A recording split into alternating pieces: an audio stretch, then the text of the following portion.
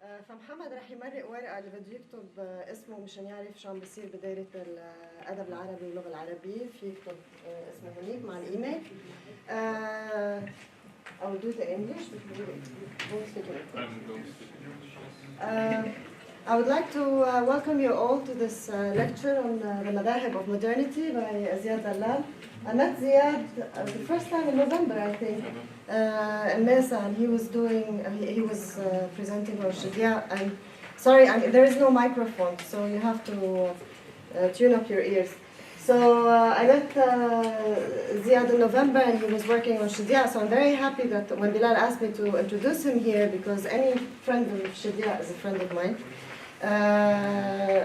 Ziad is doing his PhD at NYU in Comparative Literature. His dissertation traces the literary politics of 19th century Egypt and the Levant through a comparative philology. His research areas include, but are not limited to, Arabic intellectual history, Arabic literature, theater and film, philosophy, Marxism, and finance. Join me in welcoming Ziad to this event, to this lecture. Thank you. I'm humbled by this presence. I'm going to be shouting a bit. Nothing against you. I just don't have a microphone. I'm humbled to be in the presence of my mentors and friends and people that I don't know, strangers. And I'm humbled to be presenting here in the place where I first started. Not particularly this project, but my academic career.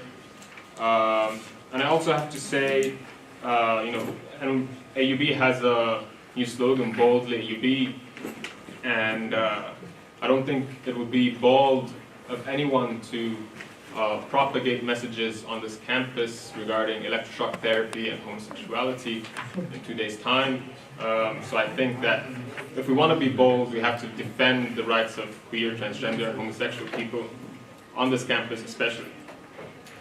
I'm going to be talking today about Shidyāq, Ahmed Faris Shidya, a 19th century intellectual from Lebanon, and what he means by madhab. So let's start. If my voice ever dims down, please let me know and I'll remember to raise it again. Okay? Okay. In the 418th issue of Al-Jawā'id, the traveling news, a journal published from Istanbul between 1860 and 1884, Ahmed Faris al-Shidyāq, the journal editor, writes, quote, "It is a custom of journal writers in Europe to adhere to a known school of politics, so that it becomes a slogan they are known by. Some think the republic is better than a monarchy, and others that an empire is better than both. Each of these schools has its own parties, adherents, creations, and innovations. Some of its writers are artists or scientists, others are advisors and ministers, and others are merchants and accountants. For those who ask about the school of Al-Jawā'id and its owner, and which opinion is the best of all these newspapers, the answer is that Al-Jawā'id is of all of these schools, and not only of one." End quote. This editorial by Al-Shidyāq exemplifies the relation of the 19th century Arab intellectual to power, politics, and the circuits of knowledge that the press materializes. Al-Shidyāq places his newspaper at a distance from any political school while also participating in them. Yet this proxy distance to political concepts and ideologies, I want to argue, is not a mere cherry picking as a maneuver against censorship or a practice of political opportunism. Rather, this proxy distance is how Al-Shidyāq negotiated and practiced modernity. In this paper, I trace Al-Shidyāq's deployment of the lexical field of madhab, a word we all know might mean sect, direction, doctrine, school of thought, and destination. We will begin by looking at an article, or several articles in Al-Jawā'id, and then trace our findings back to as-saq ala as-saq. But first, a definition of madhab. Madhab derives from the root verb dhahaba, meaning to go. Madhab is a verbal form that signifies a name for a place, ism makan. In this case, it signifies the road ahead, or more precisely, the intended destination. It is, quote, generally associated with walking a path, end quote. Madhab is also, quote, often glossed as a rite or school of Sharia law, in the sense of an intellectual or philosophical school, end quote. More conceptually, it is, quote, a fairly loose social organization whose main function is to regulate the legal interpretation of revelation and to determine the authority of a given interpreter to do so. It may also denote a general hermeneutic approach, end quote. Here I argue that madhab is a key word, perhaps a key metaphor, and here importantly not a key concept, that can help us think of the literary forms of the Nahda alongside politics while moving away from the conventions and pitfalls of genre criticism. We can thus think form otherwise. Indeed, the question of genre has been an overarching and determining category of literary scholarship on the Nahda.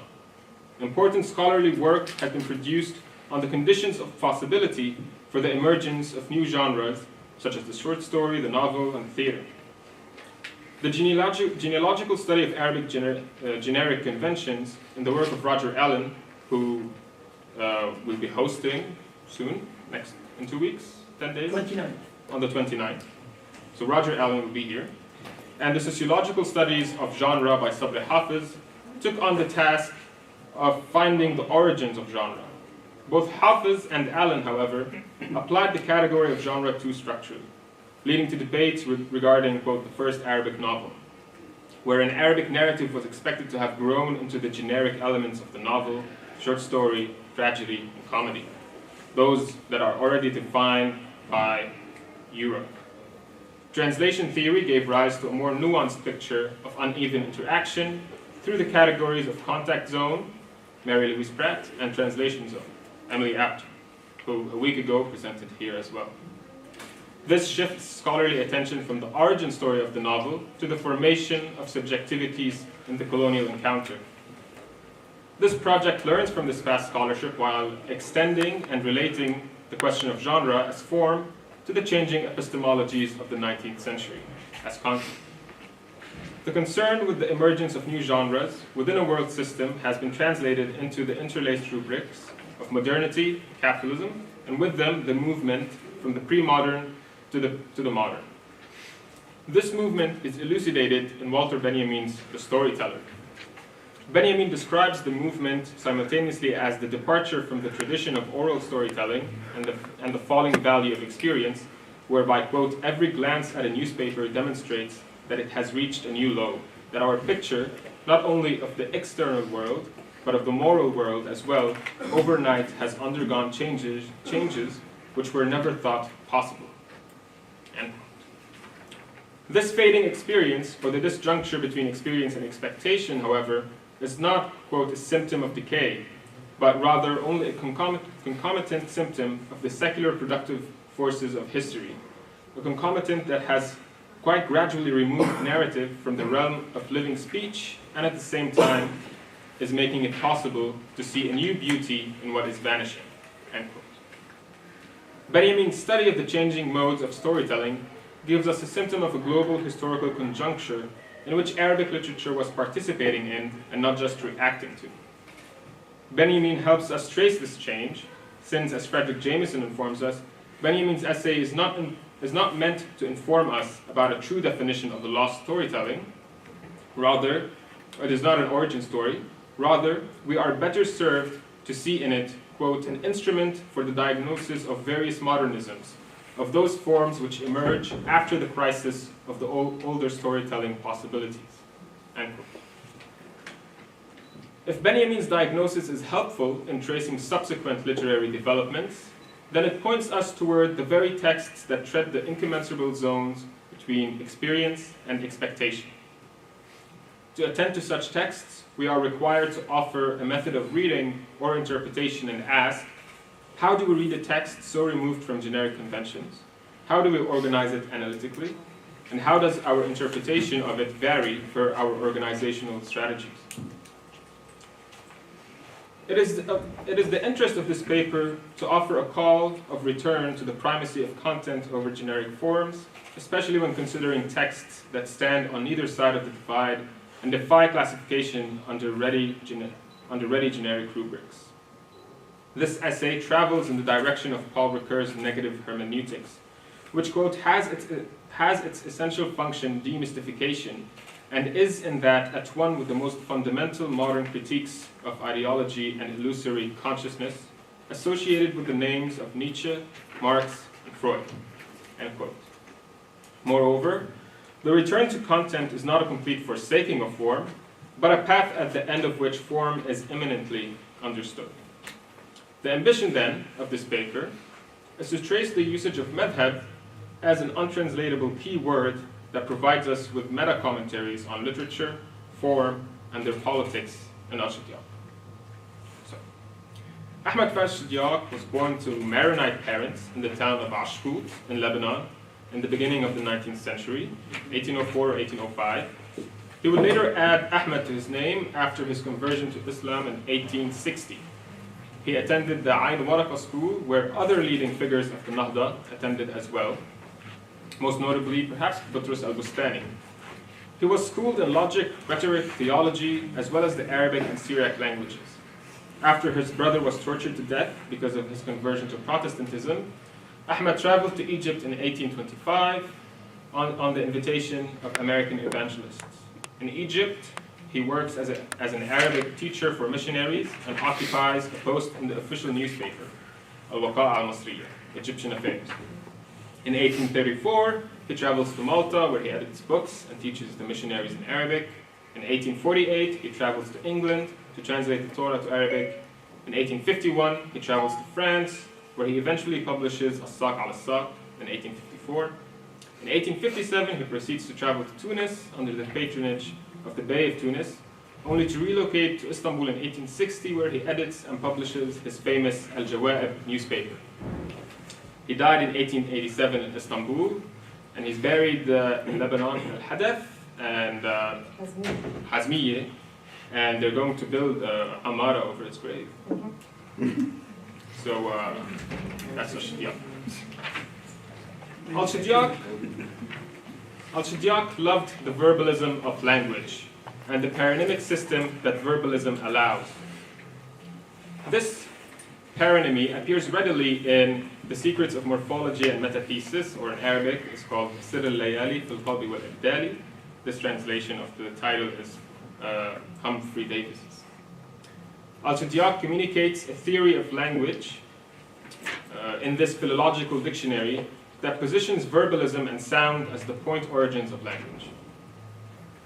He says, I saw that most of language is taken from the telling of a sound and the telling of a craft. We read in the book's introduction. Al-Shidyāq moves away from theological foundations of language and rarely approaches the religious, placing himself within a tradition in which, quote, some have gone so far as to say that the origins of language is the audible sounds, such as the sound of the wind, the roar of the thunder, the purl of the water, the braying of the donkey, the caw of the crow, the neigh of the horse, and the snort of the antelope. From them language was born, and this is a sound and acceptable doctrine, Madha. End quote. His attentiveness and dedication to this theory of language, to this madhab as he calls it, informs and qualifies his entire work, so that in the author's introduction to As-Saq al-Saq, he writes that one of the two concerns of the book is to make apparent, quote, the oddities of language, of which are substitution, qalbi, and swapping, ibdal, end quote. Jeffrey Sachs places Al-Shidyāq within the intellectual milieu of Nasif al-Yasiji and Butrus al-Bustani, whereby, quote, the privileging use of language is what joins them. Sachs explains the upsurge in the writing of dictionaries, encyclopedias, and lexicon to a thrust of Enlightenment philosophy shared by these three authors, whereby language is no longer an end in and of itself, but a means to an end. Sachs offers a reading of al-Bustani's language reform as a symptom of juridical Enlightenment discourse and colonial violence. Yet, extending this argument, by which, quote, synonymy makes language poorer, end quote, to Al-Shidyāq, is to give Enlightenment discourse too much force in comparison to the heavy lifting that Al-Shidyāq's work performs. In other words, Al-Shidyāq's Arabic philology is a different practice than the Orientalist philology Sachs locates in Butros al-Bustani. For example, in كشف المخبى عن فنون أوروبا أو حضارة أوروبا تمدن أوروبا, Al-Shidyāq recounts his dismay at English Orientalists' Arabic translation and their ill mastery of the Arabic language. Al-Shidyāq bemoans both the Orientalists' misunderstanding of Arabic grammar and their lack of knowledge of idiomatic Arabic. This leads Al-Shidyāq to be doubtful of the ability of any man to learn any language at any age. Quote, "This is not my belief, Madhāhib," he says. "I'll give all my books to any foreigner if he is to compose 2 lines of sound Arabic poetry." End quote. Dr. Lee, his interlocutor in this conversation, proceeds to hand him 3 lines of poetry, challenging Al-Shidyāq's there. After Al-Shidyāq corrects Dr. Lee's Arabic mistakes in the poem, Dr. Lee responds by saying, quote, "The language of the Arabs is unlike other languages. It is not written, matbu'a. It is highly constructed, musanna'a, taxed by plenty of grammatical rules and constraints." End quote. In Al-Shidyāq's text, Orientalists' interest in the Arabic language comes not from pure interest in the language, but simply as a tool of comparison. Comparative philology is presented in this text as Dr. Lee's only vehicle of knowledge of Arabic and other Semitic languages. If the Arabic language is only interesting in comparison to other languages, Orientalists like Dr. Lee use it strictly within a comparative philological framework. And within this framework, Arabic is subordinated to Hebrew and Aramaic, and definitely to English, French, and German. This subordination becomes apparent when Dr. Lee tests Al-Shidyāq on the origins of the Alif. Should we wait a bit? Or is it fine? Yeah, I can see it. So, he tests Shidyāq on the Alif in Imru al-Qais's famous poem, Kifa Nabki. Do you know what the Alif is in Imru al-Qais's saying? Kifa Nabki min dhikr habibin wa manzili? Al-Shidyāq responds with the accepted answer. He says, "For some, the Alif is that of the dual, for the poet is talking to 2 of his companions. For others, it is there for emphasis." End quote. These answers do not satisfy Dr. Lee, who, quote, this is how Shidyāq describes him, taught Arabic at Cambridge even though he did not know how to speak it. End quote. Instead, Dr. Lee retorts saying, quote, "This is all confusion. The Alif is taken from the Ha in Hebrew, for the Jews follow the imperative verb with the Ha to signify requesting or pleading." End quote. Dr. Lee's answer alters the Arabic poetic tradition by failing to understand it on its own terms. Dr. Lee's explanation is grounded in an Orientalist philology that Edward Said and others have condemned as an act of colonial violence on the languages of the colonized. Dr. Lee exercises here what Amr Mufti diagnoses as philological Orientalism, a practice of reading that folds existing textual regimes into foreign coordinates, a translation that positions a language on the terms of another. Through Dr. Lee's Orientalist philology, Arabic, quote, "enters the world's literary system, one among many other literatures, being subject henceforth to the requirements and measures of literariness, replacing the models and modes of evaluation internal to the textual corpus itself. Furthermore, in the moment of its historicization, it undergoes a shift of orientation within the larger social formation, being reinscribed within a discursive system for the attribution of a literature to a language, understood as the unique possession and mode of expression of a people." Al-Shidyāq is suspicious about Lee's philological practice, casting doubt onto his method and complaining about his biases. In turn, Al-Shidyāq complains about Lee's comparative philology, his mixing of Hebrew words and Hebraic syntax with Arabic, his liberty and mania, hawas, in translating Arabic idioms to English, and his aversion to rhyme. Quote, "He fears the blame of his colleagues, yet there is nothing more idiotic than to translate one language to another from the standpoint of enunciation and syntax. It cannot be imagined that one language matches another in expression. How can we say in Arabic," he's quoting the Torah here, or the Psalms, "smoke rose from his nostrils and fire from his mouth devoured," as they do in Hebrew. End quote. This glossal translation points to a rejection of the use of Orientalist philology as a lens through which to understand the Arabic language and its deployment. The Orientalists of Cambridge and Oxford offer Al-Shidyāq frustration rather than enlightenment. For Al-Shidyāq, understanding comes prior to comparison. In this, Al-Shidyāq teaches us about what it means to be, as we heard a week ago from Emily Apter, against world literature, or the framework of world literature.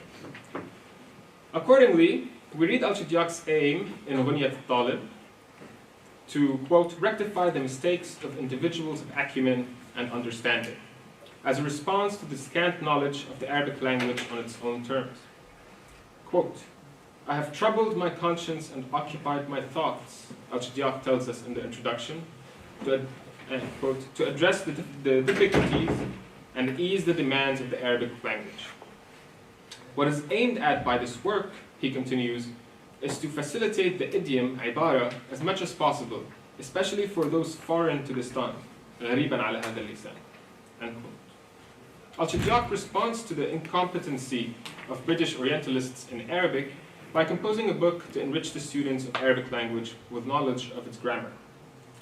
Uncovering the secret of the Arabic language, he proposes that the process of sculpting, nahat, is adequate to the translation and incorporation of new words and idioms into the Arabic lexicon.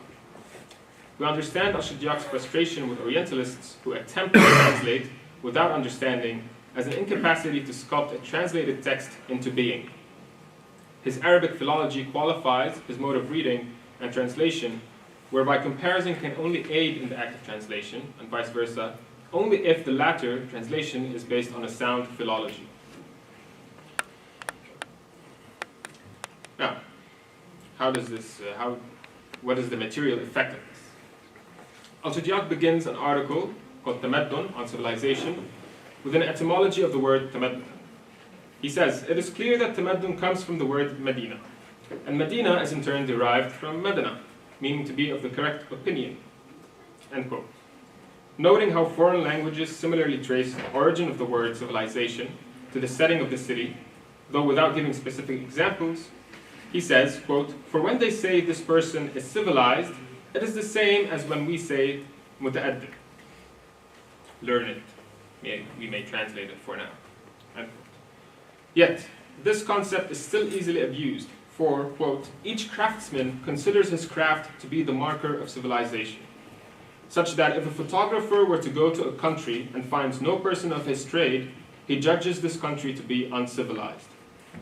This is also the case of the singer, the dancer, and others, end quote. And this confusion of the meaning of civilization extends to the diverse everyday practices of different people. Al-Shidyāq, quote, marvels at how people are forced to adopt a certain mode of dressing or eating, considered to be civilized, while they sulk at not being able to do what they desire. End quote. The concept of civilization, then, would need more depth and clarity for its correct usage. Especially in, quote, this century that has been decorated with many inventions and scientific innovations, yet we are still close to our primal condition, al-hala al-khulqiyya. I mean the barbarity we witness in those civilized countries, especially all the killings, assassinations, thefts, kidnappings, sedition, and seduction. Al-Shidyāq doubts both the applicability of the concept to the English and the French, as well as their usage of it, reaching a logical conundrum. He says, so it is to be said, either these evils and transgressions are a result of civilization, or that these evils are contrary to civilization. If the first opinion holds, then we are not civilized because we are free of these evils.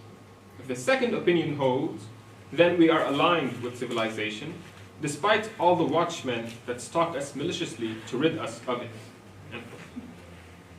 In a careful negotiation of the concept of Tamaddun, starting with its shared etymology, Al-Shidyāq fights back against accusations of incivility by clarifying the very concept that the Ottoman Empire and its subjects are purported to lack. We find at the end of the article that the discussion of Tamaddun in Al-Jawā'id is spurred by a rumor that Algerian Jews are forced to convert to Islam, even though, quote, this is contrary to the religious amenities that the state provides. And the concept of civilization, then, is worked out in the article as a conceptual attack against charges of sectarianism. It continues to function similarly in another article called On the Principles of Politics and Other Matters. Between issues 387 and 389, in May 1869, of Al-Jawa'id, the article On the Principles of Politics and Other Matters retains the concept of civilization as a yardstick by which to measure politics, nepotism, language, and sectarianism. Al-Shidyāq is quick to disassociate these principles and conditions from the East-West divide. He reads Tamaddun geographically and temporally as related to the divide between the country and the city. In this move, he participates in a common 19th century normative opposition between city and country. The most famous example is Karl Marx describing the countryside of France as a sack, as potatoes in a sack form a sack of potatoes. This is from the 18th Brumaire of Louis Bonaparte. Instead of writing the word Hadara or Umran to denote civilization, Al-Shidyāq, following fellow Nahda intellectual Rifat Tahtawi, writes Tamaddun. Choosing Tamaddun over Umran is a further distancing from Asabiyya, or group solidarity, as theorized by Ibn Khaldun. Tamaddun is figured as an ongoing historical process. Quote, the civilization of the kingdoms of the Franks did not prevail in it all at once, but occurred gradually. End quote.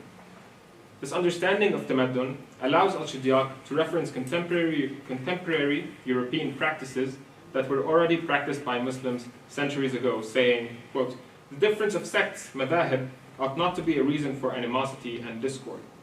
The Muslim kings of old used Christians and Jews as they would use others. In this age, we see in Europe numerous public associations, composed of Catholics, Protestants, and Jews, that aid all the people of the public. End quote.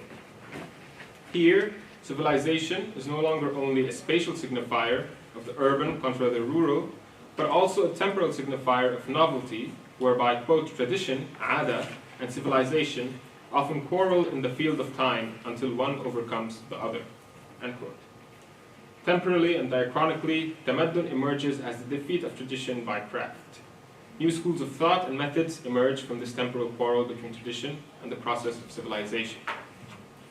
To this end, Al-Shidyāq advocates for a multiplicity of schools of thought, sects, and ways of going about modernity that constantly modernize as they break with tradition and seek the new within the permanent process of civilization. Now, this conceptualization of Tamaddun and the deployment of the Madhab lexical field points us away from the nation state. The concept of Tamaddun here is not linked to the concept of the nation state. We attend to the word madhab to reveal the very contingency of the idea of the nation.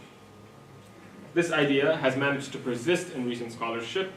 Fuma Zaks writes, for example, that new ways of writing, of which journalese and the genre of the historical novel are meant to be the prime example, aim, quote, to discover the tools and methods to portray and narrate the saga of the Syrian nation, and to turn it into reality by embedding it into a broader semantic field of civilization and progress, end quote. Zaks here organically connects the rise of the nation-state to the cultural forms she studied, as if one bleeds from the other to the beating drums of time. By paying attention to accompanying keywords that metaphorically open up meaning, the teleological myth of the nation-state is belied. Al-Shidyāq's deployment of madhab as part and parcel of the definition of modernity and civilization forces us to look otherwise on the equally contingent and homologous relation between literary form and politics. If the novel nation relation crumbles, what makes way? And here I will move on to as-saq al-saq. I will present two instances in which the lexical field of madhab is deployed in as-saq al-saq to gloss literary form. I hope that just as the metaphor of madhahib functions as a qualification of the concept of tamaddun, so is the case with literary forms, and what better text to exemplify this homology rather than leg over leg. Now, leg over leg is a biographical narration of the life of Al-Shidyāq. It's 4 volumes, huge, very arduous to read, but we have to do it. Kamran Rastegar reads leg over leg as the literary site wherein, quote, a divide between a pre-modern intuitive relationship to religious belief is enacted, transferring religious identity to a conscious and even performative social event, one that is relational as well. End quote. This divide is enacted through the conversions of Al-Shidyāq from one sect to another. So remember, Al-Shidyāq was born an Orthodox Christian, converts to Protestantism, and then converts to Sunni Islam. If Rastegar reads Al-Shidyāq's conversion from Orthodox Christianity to Protestantism and then to Sunni Islam as moments of transition from a pre-modern relationship of religious belief to a modern one that considers religious identity as a relational social event and projects that transition to the art of storytelling, then we would like to ask if these conversions between and from one madhab to another are written into the text itself in terms of form. If so, how does this meta-commentary on conversion from one madhab to another relate to both literary form as well as the political social sphere of its deployment? And the opening of the 10th chapter provides one of the book's most apparent instances of this, of madhab as literary form, coming as a definition of style and form. The long passage reads, "Rhymed prose is to the writer as a wooden leg to the walker. I must be careful, therefore, not to rest all my weight on it every time I go for a stroll down the highways of literary expression, turuq al-ta'bir, lest its vagaries, madhahibihi, end up cramming my style or it toss me into a pothole from which I cannot crawl. In rhymed prose, the rhyme often leads the writer from his original paths to a place he would never have wanted to reach had he not been subjected to its constraints." End quote. The narrator expresses the burden associated with the writing of rhymed prose in relation to the trajectory of the book, Al-Shidyāq's life. Rhymed prose is figured as a literary madhab that is unforeseeable and uncontrollable. Indeed, as Humphrey Davis translates Madhāhib, the vagaries of rhymed prose pose a threat to the author. The narrator, however, exercises wit in the double entendre of the word madhahibihi in the Arabic original. In this case, it signifies both the intended destination and the belonging to a school of adab or thought. The word madhab, then, refers back to the author's own positioning within the spectrum of adab, while addressing the contingent and precarious situation in which rhymed prose places its author. The narrator is aware of predecessors in the genre of rhymed prose, just as he is aware of their reliance on rhetorical embellishments. In keeping with the professed uniqueness and novelty of his work, the narrator distances himself from the heritage of rhymed prose, saying, quote, "Here our aim is to weave our story in a way acceptable to every reader. Anyone who likes to listen to language that's entirely rhymed and chimed, with metaphors and metonymies adorned and primed, should go to the maqamat of Al-Hariri or the nawabih of Al-Zamakhshari." End quote. The attack against metaphors, metonymy, and other rhetorical embellishments is now extended against the very heritage of Al-Hariri and Al-Zamakhshari. Leg over leg, self-differentiates itself through the possession of inner latent meanings, as well as the weaving of a story for every reader, which is something that Al-Shidyāq also writes his articles in Al-Jawā'ib to that goal as well. The narrator creates his own literary madhab, democratized to suit any reader, like Al-Shidyāq's article in Al-Jawā'ib. Let me delete the word democratized. I don't want to use it. Suited for any reader, like Al-Shidyāq's article in Al-Jawā'ib. This madhab does not rely on imitating or copying the style of predecessors. Rather, it departs from it and treads its own road on the many madhāhib of modernity. This new literary trajectory that Al-Shidyāq is advocating for in and through his work, however, is not an easy road to tread. In the 11th chapter, في الطريق العريض, the narrator tells the story about a grammarian and his pupils. The grammarian recounts to the pupils the trials and tribulations of leading the life of a grammarian and a rhetorician. The episode concludes with the grammarian explaining that writers are scarce because criticism fails to see the inner refinement of books and just focus on the surface embellishments of rhymed prose. Al-Shidyāq overhears the grammarian's speech and takes heed to his advice of, quote, improving his speech by following the rules of grammar. If the road to literary innovation is long and broad, then this road is being trod by the very text we are reading, As-Saq al-Saq. Al-Shidyāq writes a self-conscious text that points towards its literary madhab with every turning episode. And he associates this new trajectory with the weaving of a story accessible to all readers, but also the representation honest to reality, a proto-realism.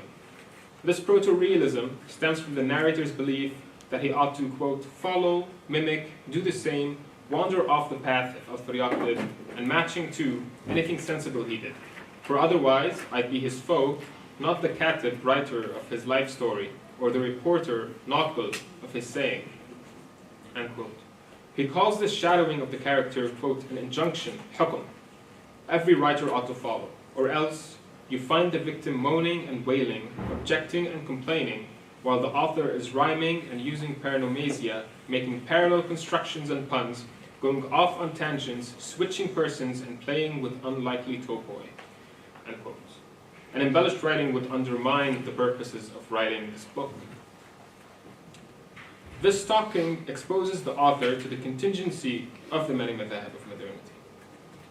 Al-Shidyāq's multiple deployment of the lexicon of madhab to describe the many forms of literary writing in leg over leg, and his definition of civilization as a process of modernity with many madhāhib occurs at a time in which political change is causing a tension between an old regime and a new politics. He realizes the threat posed by sectarian strife as well as the threat posed by Orientalist philology to the Arabic language. While the latter threatens to approach Arabic only relationally to other languages without attention to, without taking it on its own terms, the former threatens to spark violence, as exemplified by his brother's torture and murder after conversions at the hand of the Maronite Church, as well as the sectarian clashes of 1841, and the ones anticipating the publication of Leg Over Leg in 1860. Al-Shidyāq approaches and skirts this danger through language and the materiality of the signifier, whereby the signifier madhab multiplies across the terrain of the book. If, according to Al-Shidyāq, quote, differences of sects ought not to be a reason for enmity and wretchedness, the differences of madhāhib, then Leg Over Leg formally performs this multiple madhāhib of modernity. In this performance, language and knowledge production are trapped within, quote, the madness of words which no degree of knowledge can ever stop, or indeed, any simplification of language can tame. Thank you.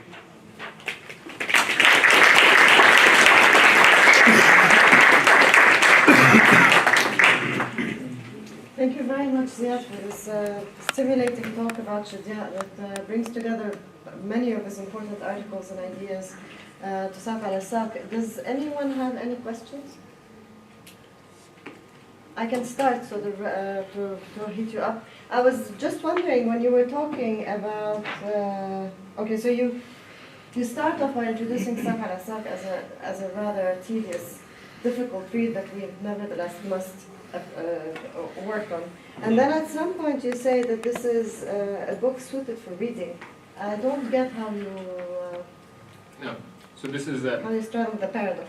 It is Shidyāq himself that says that. It is a book suitable for all readers, okay? To suit all the, let's say, tastes, or we can even use madhāhib of all readers, right?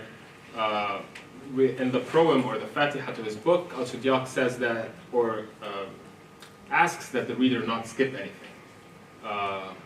He says that if you skip anything, you will not understand my book. So you have to read everything. And of course, we know this is the playfulness of Al-Shidyāq, because the book is riddled with endless lists of synonyms and which you need a dictionary to follow. So Al-Shidyāq here is testing the reader himself, probably testing the critics, as he later mentions them, about how to read his book. And in the extended version of this paper, I read the Fatiha of the book, of As-Saq al-Saq, and I extract from it a method of reading that Al-Shidyāq is presenting to us, through two verses in particular in which he is in which he's describing how this book came about. I do not remember these two verses by heart, but I can dig them up later on.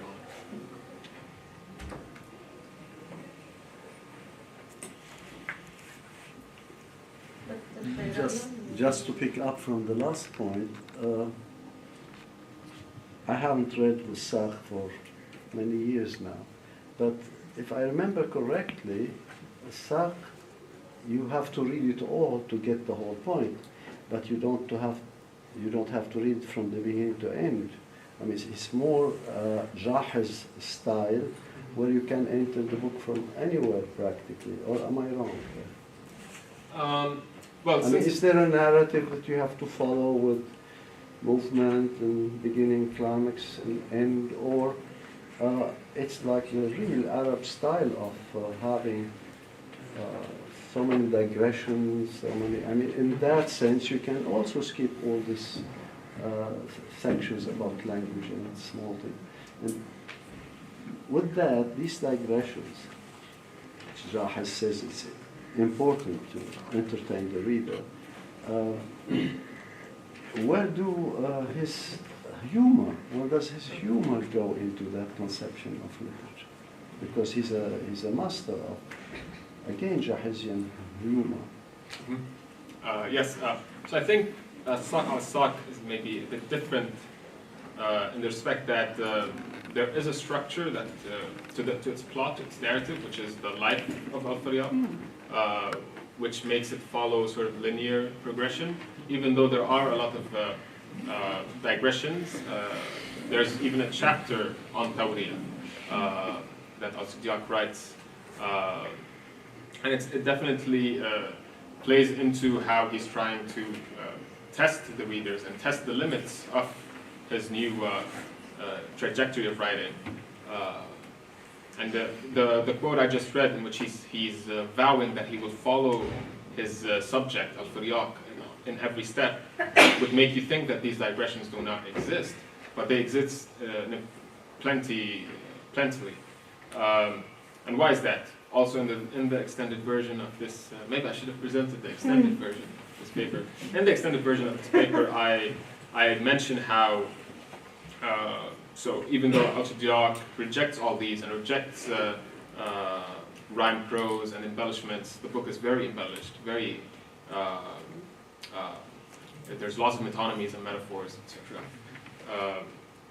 I say that in the Fatiha, which I did not mention here, he is also saying that you have to read my book in a two-level way. In a level that is superficial, which we would say is the life of Shidyāq, and for us to know what happened, a sort of a semi-autobiographical detailing of the life of Shidyāq. But then he says there is a botany level in which he is presenting us with the commentary on the book. Okay? So in the extended version of this paper, I trace how every episode that I deal with has a Zahir and a bottom. And you can always give us another talk. Yes, maybe next week with a microphone. So there's a Zahir and a bottom that. Madha has a question as well. Yes, ma'am. Thanks, There is still the point of the humor. Could you comment on that? The humor, it's in relation to the Zahir and the bottom. The humor is like a mediate for, we can say it's a mediator in which to really grasp the humor, of course, if you don't understand or if you don't grasp the botany version or level of the text, you miss it. Exactly. Okay. Yes. Yeah, thanks, Ziad.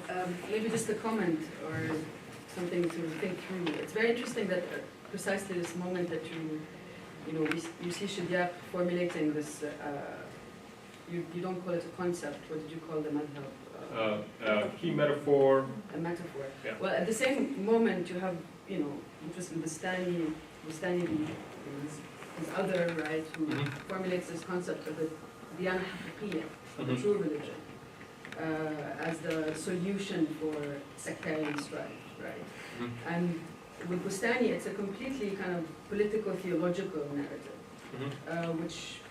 within which he grounds his liberalism, ultimately, a way to deal with the different sects is through this idea of a universal religion that is the grounds for the nation to come, or for the watan that needs to be instantiated after civil war, right? Mhm. So it'd be very interesting to see, I mean, if we want to say that Shidyāq has a different trajectory, that it doesn't go down the route of the nation state, or doesn't provide an argument for that, then it would be important to distinguish how Madhab doesn't fall into some kind of a liberal reading again. So, I mean, but the interesting thing is that universal religion is the political theology of liberalism at this moment with someone like Boutros Boutros. And it'll be interesting to show, I'd like to hear your thoughts on this. How do you think Madhab departs from this kind of political theological very present discourse as a solution for sectarian strife, which is, of course, we know, peasant revolt transformed into sectarian strife, right. From the crisis of Ottoman state capital. We know the entire historical moment, and that's why universal religion is not surprising as what emerges from the crisis of state capital. Yeah. So how would Shidyāq kind of come into this with his notion, with his metaphor of madhab? How would you think you could push it towards a non-liberal reading, if this is what you seem to be proposing? I don't know if I get you correctly. I'm not sure I am proposing it as a non-liberal thing. Okay. I'm not sure that Shidyāq is non-liberal. Okay. Definitely some aspects of him are not. Some aspects of his are. I think also after 1860, Shidyāq is very much, as far as I've read him, he's very much defending the efforts of the Ottoman Empire to skirt the dangers of sectarianism and sectarian strife, as we see in his defense of the Ottoman Empire in the article called On Tamaddun.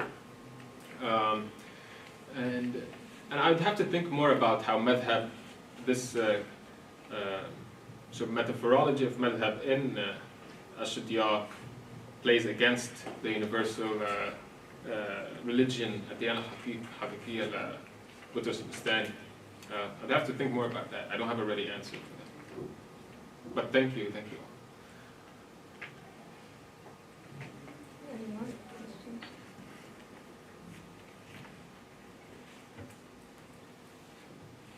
I have many questions, but I thought I don't want to ask you, since I'm the moderator, I don't want to take up. We could start a dialogue. Maybe. Yeah, we can. But I'll wait just to see if just stop me. Just go ahead and talk as I look at my notes, because I didn't prepare what I was going to ask you. Again, a comment. When you were reading from Lee and that episode with Lee, what I was doing is looking, in fact, at how he translates. So how does he translate the Bible here? And does he have a point in this argument he uses against Lee? And what comes out of from the research I made is that, in fact, Shidya is not being literal enough. He is baffled by the anthropomorphic attributes of God, and he does not want to translate them. So there is more at stake than just Orientalism and language. There is also how do you deal with divine text and how do you translate divine text. And in that sense, I've been thinking that, he plays too much. And sometimes it's, I wonder, does he always, because he's very careful how he speaks about Orientalism as well. He's not like Edward Said. He doesn't think that this is Orientalist discourse and you should just throw it out. He makes these demarcations in the discourse. Yeah? Or what would you, yeah? Yes, no, I haven't looked at the actual translations of the Bible that he makes. The interest here was to see how he is negotiating the practice, negotiating the view on language of Dr. Lee in the way that Dr. Lee is interested in Arabic from the standpoint of other languages, which is what Said calls Oriental theology. So language is not accepted on its own terms. Again, it's accepted, it's understood within a spectrum of languages.